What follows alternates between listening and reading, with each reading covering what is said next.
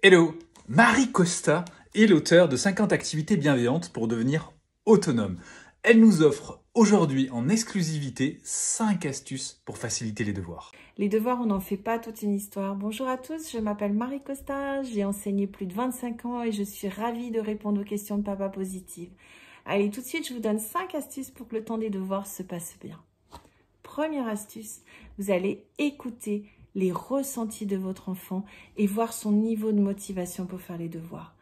Pour cela, prenez un petit moment avant les devoirs et proposez-lui une pause active où il va pouvoir bouger, il va pouvoir goûter, il va pouvoir jouer avec vous. À ce moment-là, vous allez écouter votre enfant, écouter ses ressentis et voir ses découragements et lui formuler les choses en lui disant « J'ai l'impression que tu n'es pas très motivé ce soir pour faire tes devoirs. Peut-être qu'un goûter vitaminé te ferait du bien ou peut-être qu'une séance de gym avant de débuter te serait profitable. Allez, on commence ?» Deuxième astuce pour faire les devoirs, il faut établir un cadre. Un cadre qui soit propice aux apprentissages, mais surtout qui respecte les modes d'apprentissage de votre enfant. Si votre enfant aime bien apprendre en silence et calmement dans sa chambre, pourquoi pas lui aménager un bureau dans sa chambre? Si votre enfant aime le bruit et les interactions, profitez du salon ou de la cuisine pour faire les devoirs. Si votre enfant a un problème de concentration, il vaut mieux qu'il soit dans un endroit qui soit calme, loin de toute source de distraction, de bruit, avec un bureau minimaliste, c'est-à-dire un bureau, un stylo, peut-être même contre un mur et en lui proposant d'être dans sa bulle de concentration.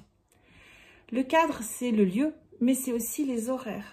Il n'y a rien de plus décourageant que de tac-taquer ses devoirs quand on ne sait pas à quelle heure ça va se terminer.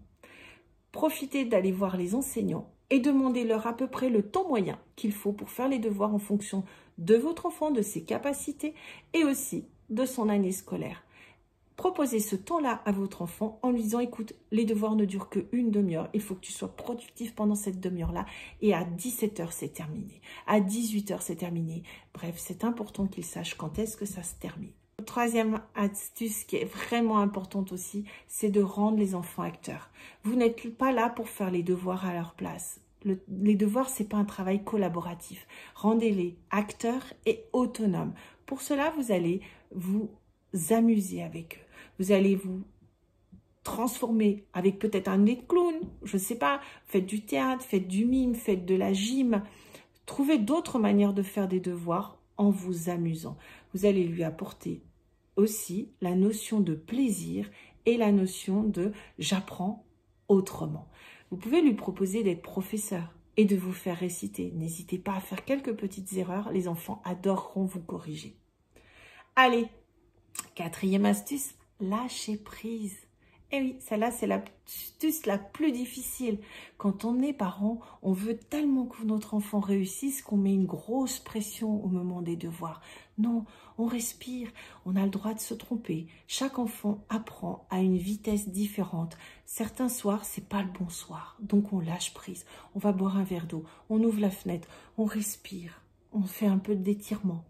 Puis on fait un câlin à son enfant et on se dit que demain, ça ira mieux. Cinquième astuce. La cinquième astuce, c'est de mettre de la bienveillance. De la bienveillance envers votre enfant, mais aussi envers vous-même.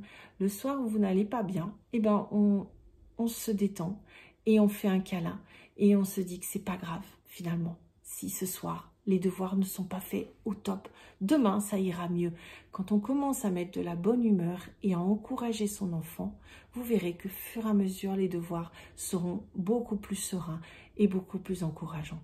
Et je crois en la réussite de tous les enfants. Vous, parents, vous êtes les premiers acteurs de l'éducation de vos enfants. Croyez en eux, croyez en tous les enfants. Tous les enfants peuvent réussir. Chacun à leur rythme,